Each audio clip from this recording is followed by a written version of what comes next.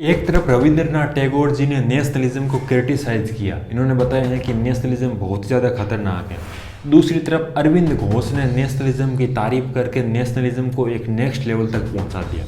इन्होंने बताया है कि जो ये राष्ट्रीय आंदोलन है यहाँ तक सीमित नहीं है नेशनलिज्म, बल्कि ये किसी भी मनुष्य का धर्म है। इन्होंने बताया है कि अंतर आत्मा से हम नेशनलिज्म को फील करते हैं। और 1908 में इन्होंने अपने भाषण में बताया है कि नेशनलिज्म एक ऐसा धर्म है जो कि ईश्वर की देन है। मतलब कि नेशनलिज्म को इन्होंने बहुत ज़्यादा विशाल माना है। इन्होंने बताया है कि नेशनलिज्म केवल ऐसा नहीं है कि टेरिटरी के लिए है या फिर इंटेलेक्चुअल के लिए है, बल्कि ये स्पिरिचुअल के लिए है। इन्होंने स्पिरिचुअलिटी को नेशनलिज्म के साथ मिला करके अपना कॉन्सेप्ट दिया।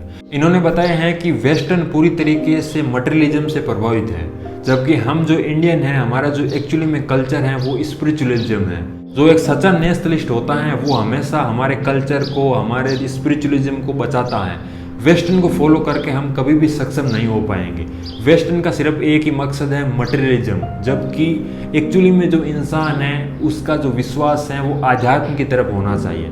इन्होंने जो नेशनल मूवमेंट हुआ है उनको नेशनलिज्म से अपनी डेफिनेशन के साथ में ये बताया है कि इसका उद्देश्य केवल जो कॉलोनियलिज्म है उसको ख़त्म करना या फिर अपना सेल्फ गवर्नमेंट बनाना नहीं है, बल्कि पुनर्निर्माण, इस देश का पुनर्निर्माण करना है। पॉलिटिकल प्रोग्राम तो बस इसका एक हिस्सा है। अल्टीमेट जो इसका उद्देश्य है वो तो रियलाइजेशन ऑफ स्पिरिचुअलिटी है, आध्यात्म का रियलाइजेशन करना है। इन्होंने बताया है कि इस देश को महान और स्वतंत्र तभी बनाया जा सकता है जब हम आध्यात्म की तरफ जाएंगे।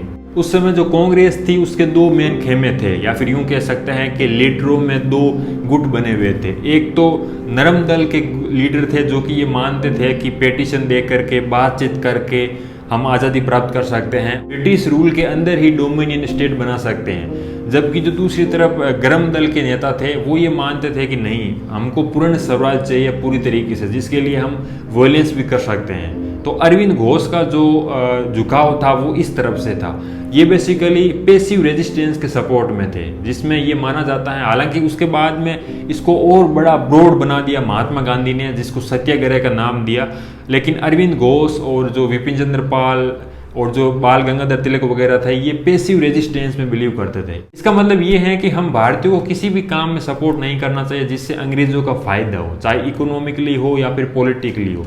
तो ये बेसिकली मानते थे कि जो ब्रिटिश जो कैपिटलिज्म है, जो यहाँ पर बिजनेसेस है उनको बॉयकॉट करना चाहिए। और ये बताते हैं कि न केवल बिजनेसेस बल्कि एडमिनिस्ट्रेशन, ब्यूरोक्रेटिक रूप से, पॉलिटिकली, सोशली, हर एक एस्पेक्ट से अंग्रेजों के जो रूल एंड रेगुलेशन है, जो वो बताते हैं, उसको बॉयकॉट करना चाहिए ताकि उनको नुकसान हो सके।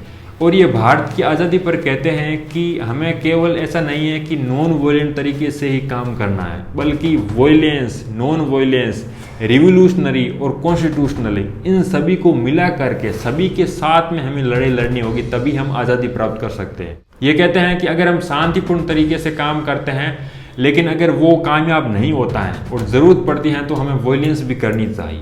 अरविंद घोष के अलग अलग नाम भी मिलता है, इनको अरविंदो भी कहा जाता है, लेकिन वीडियो में मेरे कंफर्टेबल के लिए अरविंद शब्द का इस्तेमाल किया ताकि आपको बेहतर समझ आए। और इस वीडियो में मैंने अरविंद के बारे में ज़्यादा डिटेल में बात नहीं की है। आगे आने वाले वीडियो में अगर आप कहो तो मैं अरविंद के बारे में डिटेल में बात करूँगा, उनके नेशनलिज्म को और ज़्यादा डिटेल में समझाऊँगा, उनके कास्ट सिस्टम पर क्या व्यू थे, इसके साथ साथ उन्होंने एजुकेशन पर भी बात की है।